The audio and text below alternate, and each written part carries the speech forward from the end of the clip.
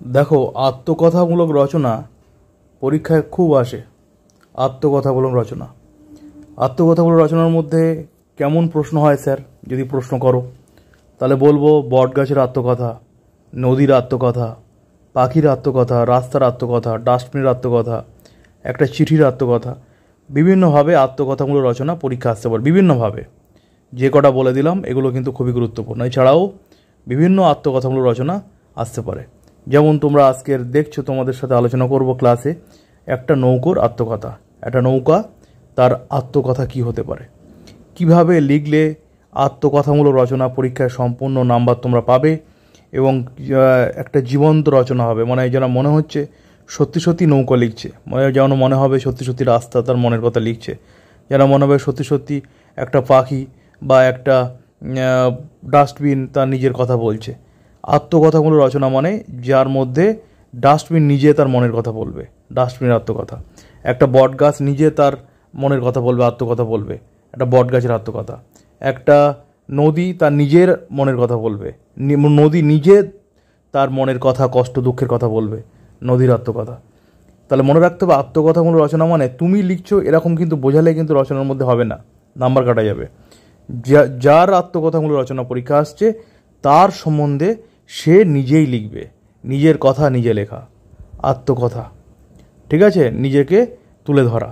তো আজকের ক্লাসের মধ্যে যেটা তোমাদের আলোচনা করবো বলেছি সেটা হলো নৌকোর আত্মকথা।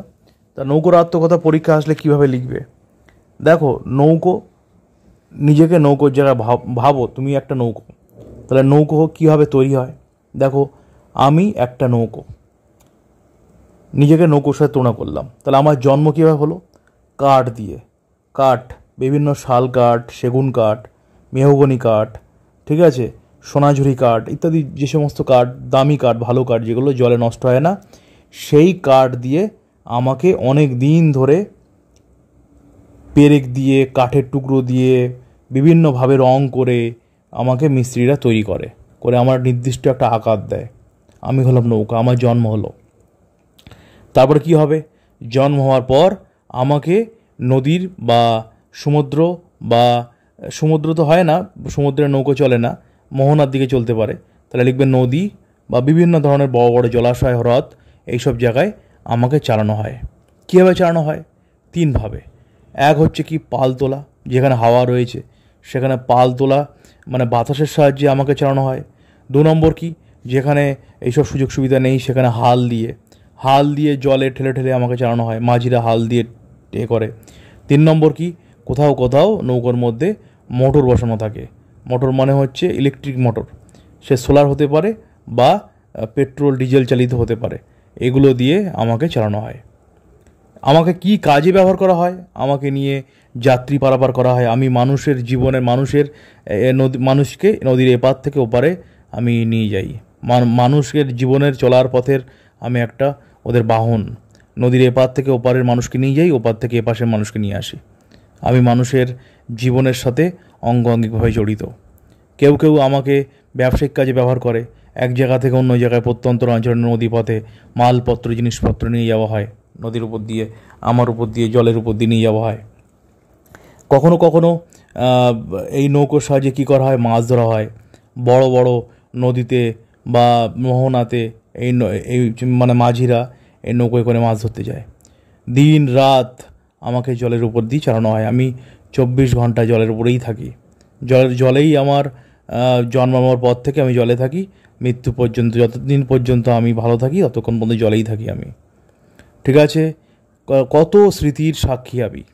পূর্ণিমা রাতের আকাশের চাঁদ, রাতের বেলা নিশাচর পাখিরা আকাশে উড়ে যায়, সেগুলো সব আমি তার সাক্ষী আমি।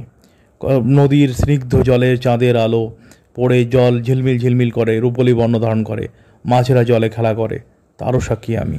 দিনের বেলায় সূর্যের প্রখর রোদে জল গরম হয়ে যায়, প্রচণ্ড রোদে আমার শরীরও গরম হয়ে যায়, তারও সাক্ষী আমি।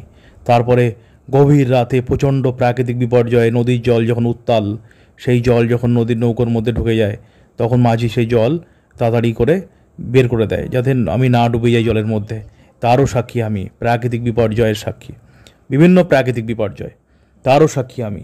ঠিক আছে, নদীর জলে মাঝে মাঝে যখন ভূমিকম্প হয়, বা সুনামি বা প্রাকৃতিক বিপর্যয় যখন হয়, সেই জলে নদীর ঢেউতে যখন আমি টলমলো ডুবে যাওয়ার মতো অবস্থা, তারও সাক্ষী আমি। সুখ দুঃখ সব কিছু সাক্ষী আমি। ঠিক আছে, তো এইভাবে সুন্দর করে গুছিয়ে লিখতে হবে, যেভাবে আমি বলছি এইভাবে যদি সুন্দর করে লিখতে পারো ভালো হবে। আরও কি লিখবে, যে নৌকো যে আমি যে আমার উপরে থাকার জন্য ছোট্ট একটা কামরা মতো বা ছোট রুম মতো ঘর মতো করে রাখে মাঝিরা, সেখানে রাতে বিশ্রাম নেয়। যখন নদীর জলে তারা জাল পাতে মাছ ধরার জন্য, তখন সারা রাত আমি জলের মধ্যে মানে অধীর আগ্রহে তাকিয়ে থাকি কখন সূর্য উদয় হবে, এরা মাঝিরা জাল গুটাবে, মাছ তুলবে, এই মাছ নিয়ে আবার এরা বাজারে যাবে। ঠিক আছে, তারপরে মাঝি যারা রয়েছে তারা আমাকে খুব ভালোবাসে, আমাকেও যত্ন করে, খেয়াল করে প্রচণ্ডভাবে। কোথাও রং উঠে গেলে কিছু হলে রং করে দেয়, যত্ন করে। কোথাও যদি কিছু ভেঙে যায় আমার কোনো অংশ, তাহলে ওরা সাথে সাথে সারিয়ে দেয়। আমাকে খুব খেয়াল করে মাঝিরা, খুব যত্ন করে। এইভাবে লিখবে। আবার কখনো কখনো কি হয়, বড় কোনো জাহাজ বা বড় কোনো নৌকা যখন আসে জলের উপর দিয়ে পাশ দিয়ে, তার ঢেউতে আমি ছোট নৌকো, তার ঢেউতে আমি কখনো কখনো অনেক দূরে সরে চলে যাই। জলের মধ্যে আমি যাতে স্থির হয়ে থাকতে পারি, কোথাও দূরে সরে না যাই, জলের মধ্যে নোঙর ফেলা হয়, নোঙর ফেলে আমাকে স্থির করে রাখা হয়। এইভাবে লিখবে। ঠিক আছে, নৌকোর মধ্যে বহু মানুষ আমার উপরে এসে বসে, নদী পারাপার করে। বহু সাধারণ মানুষ, ছোট ছোট বাচ্চা, ছেলে মেয়ে, সাধু সন্ন্যাসী, বহু মানুষ ওঠে। কেউ কেউ যানবাহন, গাড়ি নিয়ে, সাইকেল নিয়েও আমার উপরে ওঠে, যাত্রী পারাপার করে। ঠিক আছে, তার বিনিময়ে ওরা পয়সা দেয় মাঝিকে। এই হলো নৌকোর আত্মকথা লিখবে। যখন নৌকো যখন পাল তুলে দেয় মাঝিরা, তখন বাতাসে আমি আপন বেগে চলতে থাকি, আপন বেগে স্রোতের অনুকূলে চলতে থাকি। আবার কখনো কখনো স্রোতের প্রতিকূলেও চলতে হয়, তখন আমার কষ্ট হয়, মাঝিদেরও কষ্ট হয় খুব স্রোতের প্রতিকূলে চলতে। জীবনের স্রোতের প্রতিকূলে চলতে কার না কষ্ট হয়? জীবন এবং স্রোত, সব জীবনের যে প্রতিকূলতা, বাধা, তার বিরুদ্ধে চলতে সবারই কষ্ট হয়, আমারও কষ্ট হয়। আর অনুকূলে চলতে খুবই সুবিধা হয়। কিন্তু জীবনের প্রতিকূলতা, বাধা বিপত্তি থাকবেই। সমস্ত কষ্ট, বাধা বিপত্তি মাথায় রেখে আমি দিন রাত, ঝড় বৃষ্টি সব কিছু মাথায় রেখে আমি জলের মধ্যেই থাকি, মানুষকে সেবা করে যাই সারা জীবন। আমার জন্ম থেকে মৃত্যু পর্যন্ত যতদিন আমি জীবিত থাকি, ততদিন পর্যন্ত আমি মানুষকে, সমাজের সেবায় নিজেকে নিয়োজিত করি। আগে তো এইসব যানবাহন ছিল না, আগে তো গাড়ি ঘোড়ায়, বাস, ট্রেন এসব ছিল না। তখন মানুষ জলপথেই আমার উপর দিয়েই যাতায়াত করতো। আমি ছিলাম প্রধান যানবাহনের যোগাযোগের মাধ্যম, প্রধান যোগাযোগের মাধ্যম ছিলাম আমি। এখন তো অনেক যানবাহন হয়েছে, এখন আমার ব্যবহার যদিও অনেকটা কমে গেছে, তবুও এখন অনেক লোহার বা অনেক উন্নত মানের বিভিন্ন স্টিমার, লঞ্চ, জাহাজ তৈরি হয়েছে। আমি কাঠের নৌকো, আমার ব্যবহার এখন অনেকটা কমে গেছে ঠিকই, কিন্তু তবু আমি রয়েছি। জীবনের আনন্দ, সুখ, কষ্ট, দুঃখ, বেদনা, ঝড় ঝাপটা সব কিছু মাথায় রেখে, বহু স্মৃতি আমি দেখেছি, বহু স্মৃতি মাথায় রেখে হৃদয়ে ধারণ করে আমি এখনও পর্যন্ত টিকে রয়েছি। আমি হলাম একটি ছোট্ট নৌকা। এইভাবে প্র্যাকটিস করবে। আমি তো আমার মতো নিজের ভাষায় বললাম, আমার মনের যে কথাগুলো মনে এসছে সেগুলো বললাম। এইভাবে সুন্দর করে গুছিয়ে লেখো, তাহলে দেখবে পরীক্ষায় লিখতে পারবে। কোনো বইতে পড়ে আত্মকথামূলক রচনা লেখার চেষ্টা করবে না, ভালো হবে না। নিজের অনুভব, নিজের ফিলিংস, নিজের অন্তরের কথা দিয়ে নিজেকে ওই জায়গায় বসিয়ে পরীক্ষায় লিখবে, দেখবে আত্মকথামূলক রচনা ভালোভাবে লিখতে পারবে। রচনাটা কেমন লাগলো, বুঝলে কি না অবশ্যই কিন্তু কমেন্টস করে জানিও। নতুন হলে সাবস্ক্রাইব করে নিও। আর নরেন্দ্রজ্যোতি টিউটোরিয়ালের ফেসবুক পেজ, হোয়াটসঅ্যাপ চ্যানেলে তোমরা জয়েন করে নিও বিভিন্ন ধরনের ভিডিও নোটিফিকেশান পাওয়ার জন্য। সবাই ভালো থেকো, পরের ক্লাসে আবার দেখা হবে, টাটা। কোনো প্রশ্ন থাকলে কমেন্ট সেকশানে অবশ্যই জানাবে।